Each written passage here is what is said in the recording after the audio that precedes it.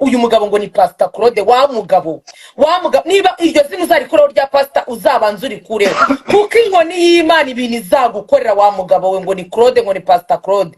Uyu mugabo Yesu we avuga ibintu bitamureba, akabivuga ukuntu bitari, akabivuga bicurikiranya, akabivuga nabi. Pastor Claude niba uri umupasteri, k'abapasteri ari ababwiriza butumwa bwiza, ibi ngibi bintu wabigiyemo.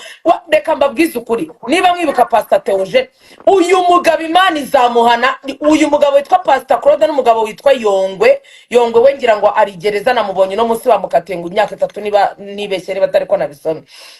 Abo bagabo Pastor nindi kuvuga Pastor Theogene amaje kwitaba Imana, uyu mugabo ngo ni Pastor Claude n'umuntu witwa Yongwe baragiye baramuharabika, baragenda ngo bazana indaya, naza hano bayikuye ngo bayishyura amafaranga, iraza ivuga amagambo mabi kuri Pastor Theogene. Niba ari Imana yabikoze, iyo ndaya irongera irigarura, irongera isaba imbabazi ati banyishyuye 50,000 mu minsi nyiri kumva 50,000. Yongwe akora ikiganiro asaba imbabazi.